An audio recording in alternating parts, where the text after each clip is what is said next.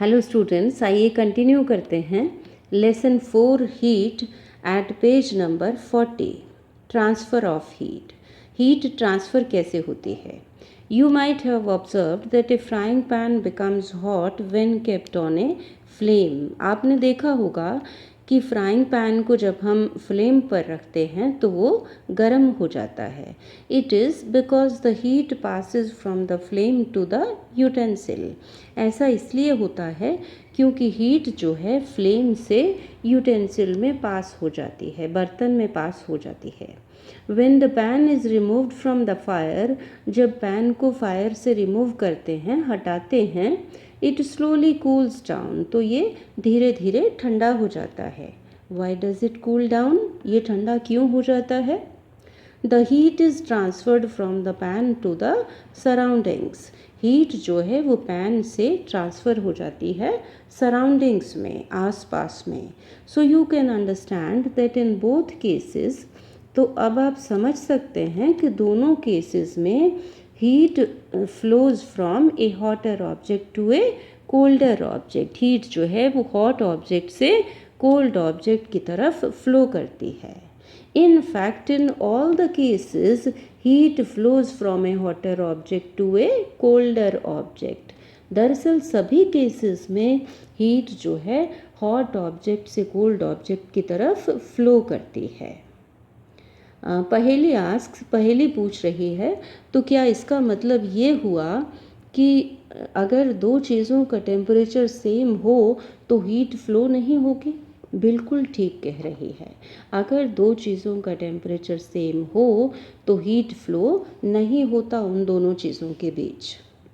How does heat flow कैसे करती है? Let us investigate. आइए इन्वेस्टिगेट करते हैं एक्टिविटी 4.6 के माध्यम से।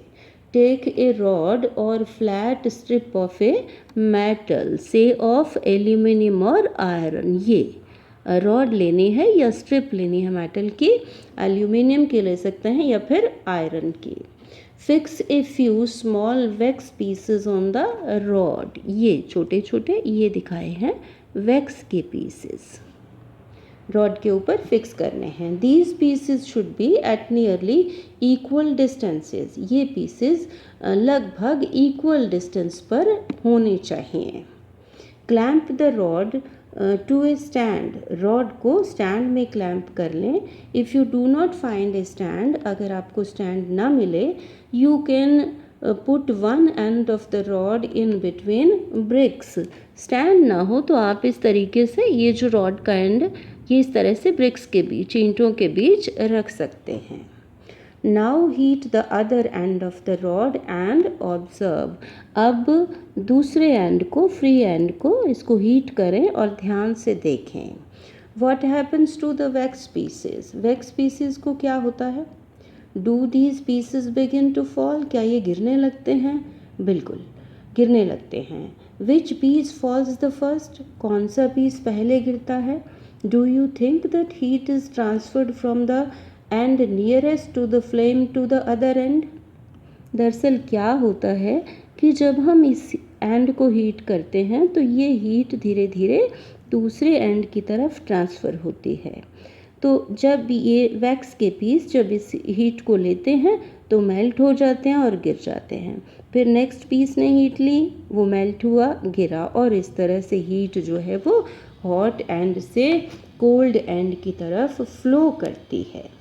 The process by which heat is transferred from the hotter end to the colder end of an object is known as conduction. वो प्रोसेस जिसमें कि हीट ट्रांसफ़र होती है किसी ऑब्जेक्ट के हॉट एंड से कोल्ड एंड की तरफ, इस प्रोसेस को कहते हैं conduction. In solids generally the heat is transferred by the process of conduction. Solids में जनरली हीट जो है वो ट्रांसफ़र होती है कंडक्शन से। Do all substances conduct heat? क्या सारे सब्सटेंसेस हीट को कंडक्ट करते हैं ईजिली, आसानी से? You must have observed that the metallic pan for cooking has a plastic or wooden handle. आपने देखा होगा कि मेटालिक पैन जो कुकिंग के लिए यूज़ होते हैं उनमें प्लास्टिक या वुड का हैंडल लगा होता है। Can you lift a hot pan by holding it from the handle without getting hurt? क्या आप पैन को लिफ्ट कर सकते हैं हैंडल से बिना अपने आप को हर्ट किए? बिल्कुल कर सकते हैं।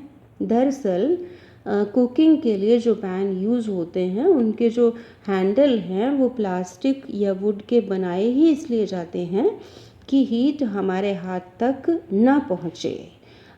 हीट ये जो है प्लास्टिक और वुड अपने अंदर से हीट को पास नहीं होने देते, कंडक्ट नहीं करते हीट को। Activity 4.7 heat water in A small pan और ए बीकर। छोटे पैन में या बीकर में पानी को गर्म करें। Collect some articles such as कुछ आर्टिकल्स कलेक्ट करें जैसे कि steel spoon, plastic scale, pencil और divider. Dip one end of each of these articles in hot water. इन सभी चीज़ों का एक एक एंड किस में रखें? गर्म पानी में। Wait for a few minutes, कुछ मिनट्स तक वेट करें और फिर दूसरे एंड को टच करें।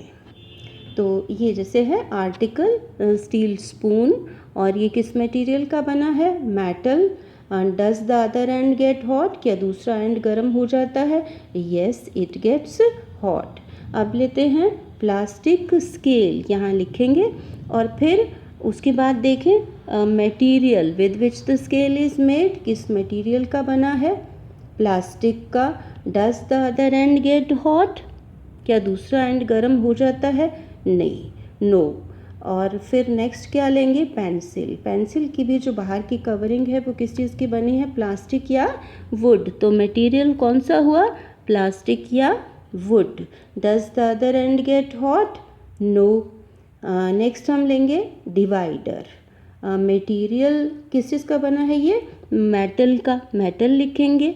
Does the other end get hot? क्या दूसरा एंड गर्म हो जाता है? यहाँ पर आ जाएगा येस।